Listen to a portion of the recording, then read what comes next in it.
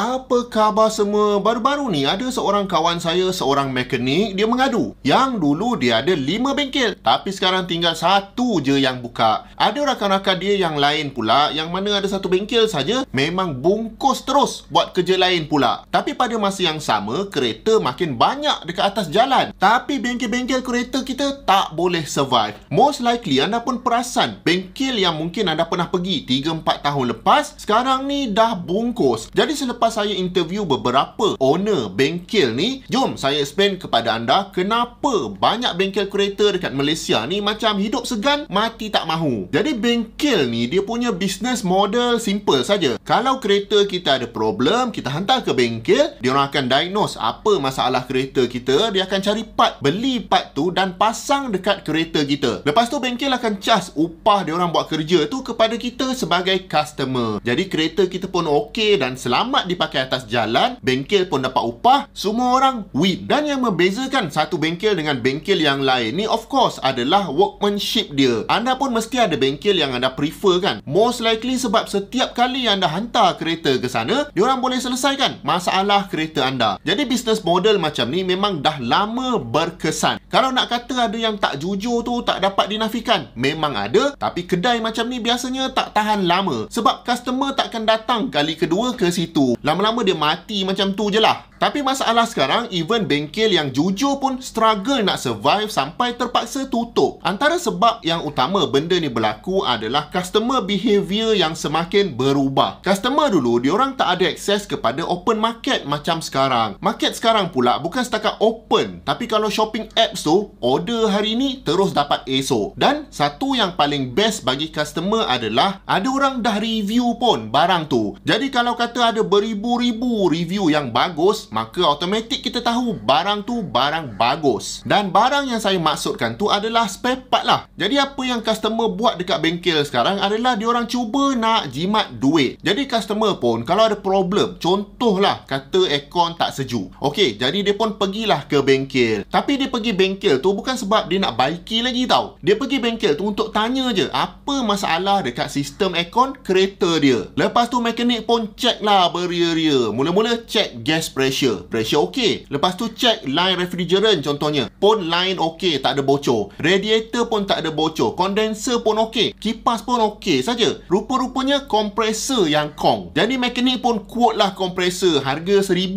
contohnya.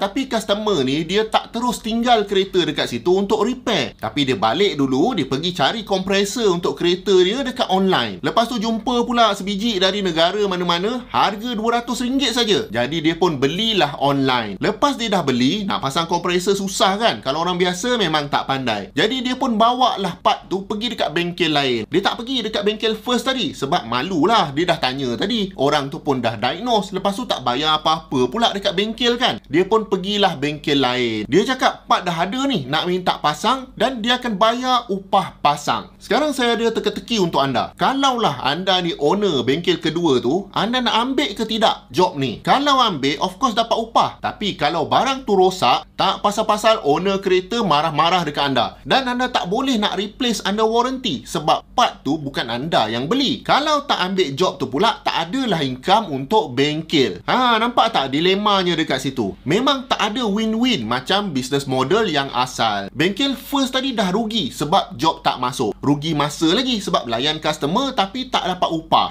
Bengkel kedua pun ada kemungkinan rugi kalau customer komplain nanti. Tapi yang pasti, kedua-dua bengkel dah rugi sebab tak dapat markup sikit harga barang sebab barang tu customer dah beli. Tapi bengkel pun kalau pasal barang ni tak boleh nak markup sangat pun sebab margin memang rendah dan banyaknya mengharapkan upah pasang. Tapi nak salahkan customer pun tak boleh juga sebab memang customer ada akses kepada spare part satu dunia. Of course, ada customer yang tak nak pening kepala cari spare part sendiri. Dia just nak kereta dia okey saja dan mengharapkan workshop cari barang. Tapi ramai juga pihak yang sanggup beli barang sendiri macam ni, lagi-lagi kalau kerosakan tu tak perlu dibaiki dengan urgent. Dapat jimat RM50, RM100 pun kira jimat juga kan? Jadi ini antara masalah utama yang rakan-rakan mekanik bagi tahu saya. Dan memang ini satu penyebab yang besar kenapa bengkel-bengkel kereta ni susah nak survive. Saya pasti anda pernah pergi mana-mana kedai kan, lepas tu tengok harga barang rasa macam mahal. Sebelum beli tu anda cek dulu dekat apps shopping. Kalau dekat app shopping tu lagi jauh murah, mesti beli online sahaja, tinggal terus kedai tu.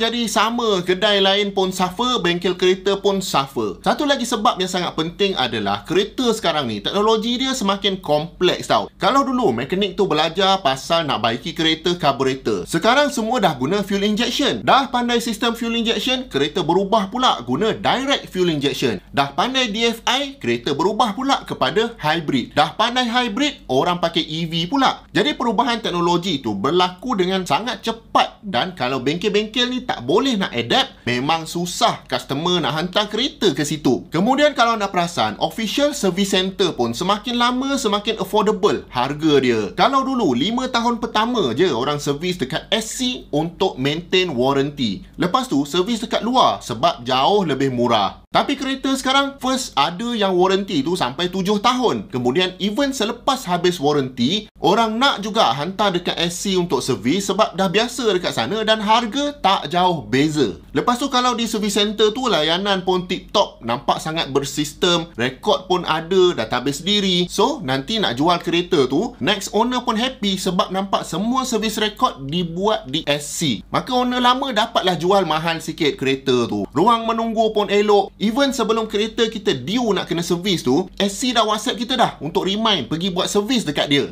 Macam mana bengkel luar nak compete? Memang pening kepala. Ini dengar pula cerita ada beberapa bengkel dari China dah start masuk. Kalau bisnes dari sana masuk, dia takkan masuk 1-2 saja tau. Memang beribu-ribu terus dia akan buka. Lagi peninglah kepala workshop owner di Malaysia. Mungkin satu cara nak survive adalah consolidate bengkel-bengkel dengan mekanik-mekanik yang bagus-bagus dan jujur ni, cari investor besar dan buka branch yang gergasi untuk compete dengan SC. Mungkin first few years akan rugi sementara nak dapat traction dan keyakinan customer. Lepas tu baru fikir macam mana nak buat profit. Kalau ada di antara yang menonton ni seorang mekanik atau workshop owner, cuba share dekat komen di bawah. Apa lagi punca-punca banyak bengkel sekarang terpaksa ditutup.